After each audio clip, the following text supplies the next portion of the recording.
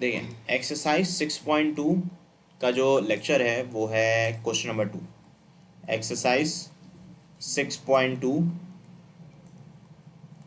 6.2 पे भी अगर मैं आपसे डिस्कस करूं तो जो सुनिएगा, वो है क्वेश्चन नंबर 2 पार्ट नंबर 1। अब देखिए यहाँ पे बिल्कुल तवज्जो सुने, you have to integrate ln x over x dx, इसको आपने इंटीग्रेट करना है। अब देखो इस पे लिखा हुआ है, इस पे बाकायदा लिखा हुआ है, यहाँ पे देखिए क्वेश्चन 2 पे लिखा हुआ है कि आपने चीज़ों को सॉल्व करना है सब्स्टिट्यूशन मेथड से, यानी कि बाकायदा ये चीज़ मेंशन है कि आपने you have to solve this by using substitution method. अच्छा देखो, अब बहुत ज़्यादा ज़रूरी है कि आपने वो सब्स्टिट्यूट करना है, वो सपोज करना है इसका डेरिवेटिव प्रेजेंट हो। फॉर एग्जांपल अगर मैं सोचूं ln x का डेरिवेटिव क्या होता है, 1/x, और 1/x का डेरिवेटिव x की पावर -2 होता है। सो ln x का डेरिवेटिव मौजूद है, जिसका डेरिवेटिव मौजूद होगा उसको आप t सपोज कर लेंगे। ये लिखा हुआ है कि सपोजिशन मेथड से करना है, सवाल पे मेंशन है। तो आप सबसे पहला काम ये करेंगे, आप लिखेंगे let t equal to ln x, ये आपने लिख दिया। तो अगर मैं यहाँ से dt अपॉन डी एक्स को कैलकुलेट करूँ तो आप लोग ने मुझे बता दिया ln x का डेरिवेटिव 1/x होता है। और अगर मैं यहाँ से फॉर एग्जांपल dx की वैल्यू कैलकुलेट करता हूँ, सो dx बराबर होता है x डॉट डी टी के। अब इसको सब्स्टिट्यूट कर दो, जैसे ही सब्स्टिट्यूट करोगे इंटीग्रल इज इक्वल टू, देखो ln x की जगह आप लिख देंगे t अपॉन पे x रहेगा वैसे ही। अब यहाँ लिखा हुआ है dx, यहाँ आपके पास लिखा हुआ है dx। अब dx की जगह आप लोग लिखेंगे x डॉट डी टी। तो ये x से x हो जाएगा कैंसिल। कैंसिल करने के बाद आपके पास इंटीग्रल किसका बचेगा, से वो सिर्फ t डी टी का। अब आप इसके आगे क्या लिखेंगे, देखें इसके आगे आप सिंपल लिखेंगे ऑन इंटीग्रेटिंग। अब जब आप लिखेंगे ऑन इंटीग्रेटिंग तो जाहिर सी बात है ये इंटीग्रेट हो जाएगा। अब जब आप इसको इंटीग्रेट करेंगे तो ये हमारे पास बन जाएगा टी स्क्वायर अपॉन 2, भाई पावर में 1 प्लस नीचे 1 प्लस। उसके बाद आपने लास्ट काम ये करना होगा, टी की जगह टी की वैल्यू पुट कर देनी है। तो टी हमारी इनिशियल सपोजिशन किसके बराबर थी, टी ln x के बराबर थी। तो मैं टी की जगह लिख दूंगा ln x का होल स्क्वायर अपॉन पे 2 प्लस सी। तो ये हमारे पास सिंपल सा इंटीग्रल का आंसर आ जाएगा क्वेश्चन नंबर 2 पार्ट नंबर 1। अब बिल्कुल तवज्जो सुने, इसी तरीके का सवाल है क्वेश्चन नंबर 2 पार्ट नंबर 2। तो अगर मैं पार्ट नंबर 2 की बात करूं तो यहाँ पे हमारे पास इंटीग्रल इन्होंने ऐसे लिख दिया 1/x, फिर लिखा हुआ है ln x और फिर लिखा हुआ है dx। अगेन बिल्कुल सेम प्रोसीजर। सबसे पहला काम आप ये करेंगे let t equal to ln x, क्योंकि ln x का डेरिवेटिव प्रेजेंट है। तो ये बिल्कुल सेम चीज़ आपने कॉपी करनी, यहाँ लिख दिया मैंने, ठीक है। तो यहाँ पे बस फ़र्क इतना होगा, क्योंकि यहाँ पे आप जब इसको लिखेंगे ना, सो जाहिर है 1/x रहेगा वैसे ही। यहाँ पे ln x की जगह आप t लिख देंगे और dx की जगह आप लिख देंगे x डॉट डी टी। तो ये x से x कैंसिल। अब मैं आपको ऑलरेडी ये बात बता चुका हूँ, यहाँ पे आपने हमारे पास 1/t डी टी लिखा हुआ है ना। तो आप जब इसको इंटीग्रेट करेंगे, मैंने बताया था नीचे t पे अगर होल पावर 1 हो या -1 हो तो उसमें ln आ जाता है, ठीक है। रूल नंबर 3 कि अगर डिनोमिनेटर पे फंक्शन की होल पावर 1 हो तो उसके ऊपर हम अप्लाई करते हैं ln। तो यहाँ पे t की होल पावर 1 है, ऊपर जाके -1 हो जाएगी, और डेरिवेटिव t का derivative with respect to t 1 होता है, 1 ऊपर मौजूद है, सही है। तो इसका आंसर आ जाएगा ln of the t plus का c। अब जाहिर है t की जगह पर t की वैल्यू आप पुट कर देंगे, t बराबर किसके है, ln x प्लस c। सो ये आपके दिए गए सवाल की सिंपल सी इंटीग्रेशन हो जाएगी, ठीक है। अब इसके आगे सुने question number 2 part number 2। Question 2 part 2 के बाद now we have to discuss question number 2 part number 3। अब देखें पार्ट नंबर 3 पे इंटीग्रल लिखा हुआ है, यहाँ पे आपके पास आएगा 10x और यहाँ पे हमारे पास क्या आएगा ln of the cos x ना। अब सबसे पहले आपने ये सोचना पड़ेगा किसका इंटीग्रल क्या है। भाई 10x का तो sec स्क्वायर एक्स होता है, तो वो तो नहीं प्रेजेंट है, तो हमें ln वाले को ही सपोज करना पड़ेगा। तो ln वाले को जब हम सपोज करेंगे, लेट अगेन लिख देंगे t is equal to ln of the cos x। तो अगर मैं इसका डेरिवेटिव की बात करूं, dt अपॉन डी एक्स अगर मैं कैलकुलेट करता हूं, यानी कि differentiate with respect to t on both side, तो ये हो जाएगा 1 अपॉन डब्बा, डब्बे का डेरिवेटिव यानी कि 1 अपॉन cos x, और cos x का डेरिवेटिव आप सब जानते हैं माइनस का sin x होता है। सही है। तो अगर मैं यहाँ से for example dt upon D x निकालता हूँ, तो माइनस साइन अपॉन कॉस जो है वो 10x हो जाता है। और अगर मैं यहाँ से dx को सेपरेट करूँ, सो dx will become minus dt upon 10x।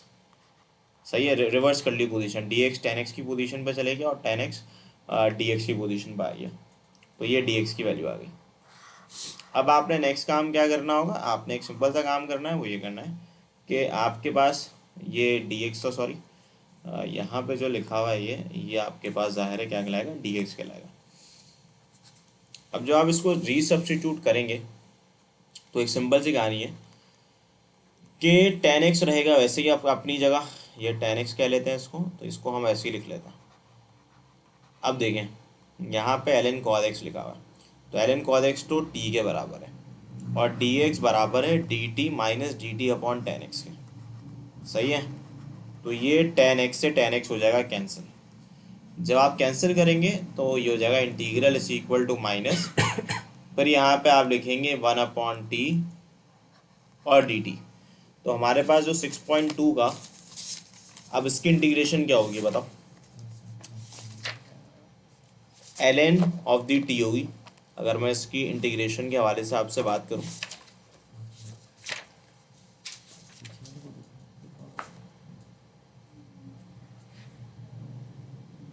कौन सा पार्ट है ये, पार्ट नंबर हम कौन सा कर रहे हैं,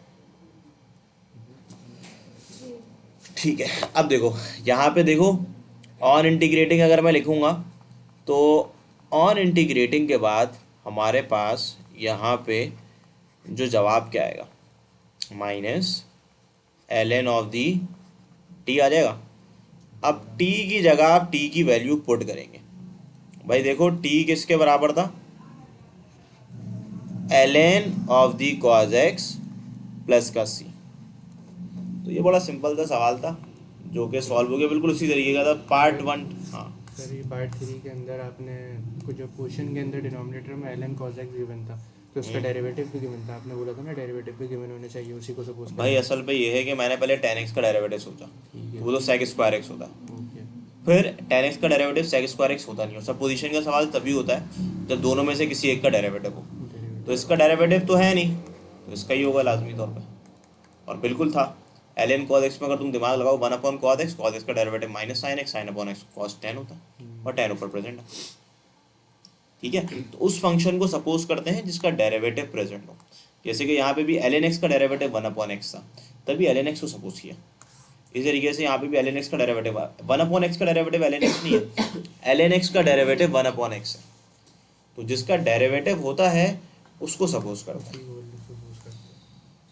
सेम तरीके से आप लोग यहाँ देखें, अगर आपके पास पार्ट नंबर 4, यहाँ पे बिल्कुल तवज्जो सुने भाई, पार्ट नंबर 4 के बारे में अगर मैं आपसे बात करूं तो यहाँ आपके पास क्या लिखा हुआ है 10, यहाँ आपके पास लिखा हुआ है ln x अपॉन एक्स, और यहाँ पे लिखा हुआ है dx। अच्छा, अगर एंगल कंपाउंड होगा ना किसी भी ट्रिग्नोमेट्रिक फंक्शन पे और उस एंगल का डेरिवेटिव प्रेजेंट होगा तो उस एंगल को ही सपोज करेंगे। तो ln x का डेरिवेटिव अगेन 1 अपॉन एक्स होता है, तो आपने यही करना है, आपने लिखना है let t equal to ln x। Again same कहानी कि भाई dt upon D X it will become 1 upon X, और यहाँ से अगर मैं dx की वैल्यू कैलकुलेट करता हूँ तो ये हो जाएगा x डॉट dt। सही है, इसमें मैं तमाम तर चीज़ें सब्सटीट्यूट कर देता हूँ, तो दिस विल बिकम 10 और ln x की जगह मैं लिख देता हूँ t। अब देखो x रहेगा वैसे ही, अब dx की जगह you can write x dot dt। जब आप लिखेंगे ये x से x कैंसिल हो जाएगा, कैंसिल होने के बाद आपके पास यहाँ पे आ जाएगा 10t और dt।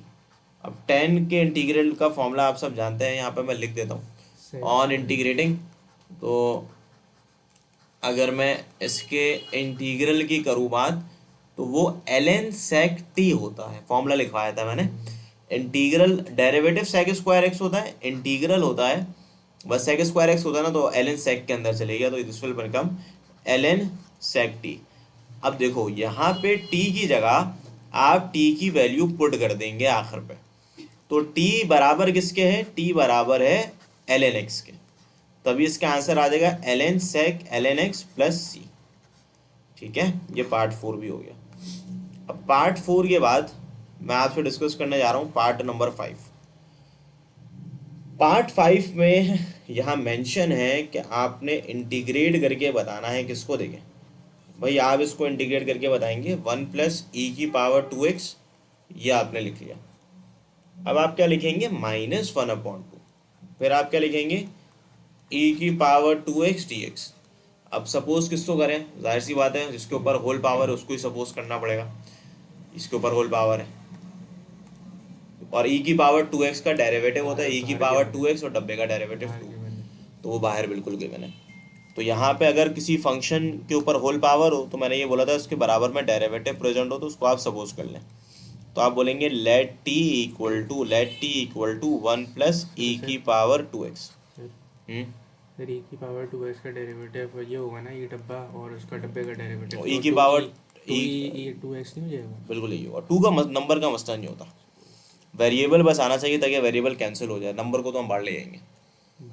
ठीक है, तो dt अपॉन डी एक्स, 1 का डेरिवेटिव 0, ई की पावर 2x का डेरिवेटिव आप सब जानते हैं 2e2x होता है, तो ये देखो dx will become dt upon पे लिख दोगे 2 ई की पावर 2x। तो देखो यहाँ पे जब आप इसको पुट करेंगे तो यहाँ पे इसकी जगह आपके पास t आ जाएगा, t की पावर -1/2। अब मैंने क्या बोला था, e की पावर 2x इसलिए कैंसिल होगा क्योंकि डेरिवेटिव डिनोमिनेटर में चला जाएगा, तो वो 2 का तो मसला नहीं है, 2 तो बाहर चला जाएगा, तो e की पावर 2x से e की पावर 2x कैंसिल हो जाएगा। कैंसिल होने के बाद देखो ये चीज़ जो है ये 1/2 बन जाएगी। अब यहाँ मौजूद है t की पावर -1/2 और dt लिखा हुआ है, अब ये रूल नंबर 1 ही बन जाता है। सपोजिशन करने के बाद ये आपकी चीज़ें जब डेरिवेटिव कैंसिल हो जाता है तो फिर वो आपका सवाल रूल नंबर 1 पे कन्वर्ट हो जाता है।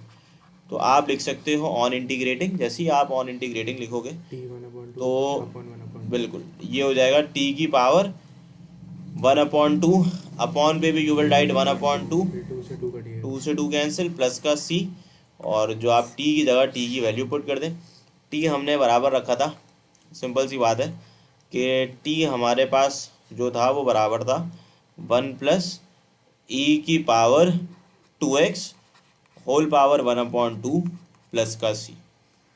तो ये हमारे पास दिए गए सवाल का सिंपल सा जवाब आ जाएगा। पार्ट 5 भी सॉल्व। अब देखो पार्ट 5 के बाद पार्ट 6 देखें ज़रा, तो पार्ट 6 में क्या लिखा हुआ है भाई, पार्ट 6 के बारे में मैं बात करूं तो यहाँ लिखा हुआ है इंटीग्रल इज इक्वल टू, यहाँ पे अगर मैं बात करूं तो यहाँ लिखा हुआ है 5 tan x, और यहाँ पे लिखा हुआ है cos स्क्वायर x dx। अच्छा जी, मैं काम करता हूँ इसको थोड़ा सा ना सिंप्लीफाई कर लेता हूँ, इस तरीके से कर लेता हूँ, ध्यान से सुनिएगा। यहाँ पे मैं लिख लेता हूँ 5 e की पावर 5 tan x, और ये जो 1/cos स्क्वायर x है ये sec स्क्वायर x हो जाएगा, ताकि मुझे इसका डेरिवेटिव बनता हुआ दिख जाए, किसका, इस चीज़ का 5 tan x का। तो 5 tan x का डेरिवेटिव 5 sec स्क्वायर x होता है, तो 5 तो प्रेजेंट है और sec स्क्वायर x भी 1/cos का रेसिप्रोकल होता है, तो e का मसला नहीं है। अब एक्सपोनेंशियल वाले सवाल पे ये बात याद रखिएगा, जो पावर होगी उसको सपोज करेंगे अगर पावर का डेरिवेटिव होगा।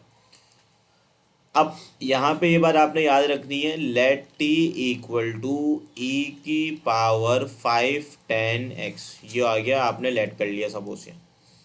अब यहाँ से अगर आप dt अपॉन dx को करेंगे कैलकुलेट, तो आप लिखेंगे e की पावर डब्बा यानी कि e की पावर 5 tan x, और 5 tan x का डेरिवेटिव हो जाएगा 5 sec स्क्वायर x। अब देखिए यहाँ पे मैं क्या करता हूँ, dx की वैल्यू को अलग कर लेता हूँ। सो dx की वैल्यू बराबर हो जाएगी dt अपॉन और यहाँ पे आपके पास एक चीज़ है, पावर को सपोज करना है, ई को थोड़ी सपोज करना है। तो यहाँ पे ये है कि हम इसको क्या करते हैं, सिर्फ पावर को सपोज करें। तो ये आपके पास क्या आएगा 5 10x। अब जब 5 10x आप करेंगे सपोज, तो ये देखें D T upon D x जो है वो बराबर हो जाएगा 5 सेक स्क्वायर एक्स के। तो यहाँ से अगर मैं डी एक्स को करूँ calculate, this will become D T upon 5 sec square X. सही है, ये आपने लिख दिया। अब यहाँ पे आप इंटीग्रेट करेंगे, यहाँ लिख देंगे ऐसे ही, देखो 5e इसकी जगह पावर पे आ जाएगा t, जबकि सेक स्क्वायर एक्स रहेगा वैसे ही, dx की जगह आप लिख देंगे dt upon 5 sec square X. 5 से 5 कैंसिल, सेक स्क्वायर एक्स से sec square X cancel. After cancelling it आपके पास सिर्फ रह जाएगा e की पावर t dt। फिर आप लोग यहाँ लिख सकते हैं ऑन इंटीग्रेटिंग। अब देखिए ऑन इंटीग्रेटिंग जब आप लिखेंगे तो e की पावर t का डेरिवेटिव e की पावर t ही होता है, और आखिर में आप t की जगह t की वैल्यू को पुट कर देंगे। भाई t की वैल्यू कितनी है बताएं, हमने सपोज जो की थी स्टार्टिंग में 5 10x plus c, so this will be your integration. तो एक्सपोनेंशियल के जितने भी सवाल होंगे ना, उस पर नॉर्मली आपको पावर का डेरिवेटिव प्रेजेंट होगा। अब पार्ट 6 के बाद इधर देख लो, पार्ट 7 थोड़ा सा कॉम्प्लिकेटेड है, लेकिन आप लोग इसको कोशिश कीजिएगा समझने की।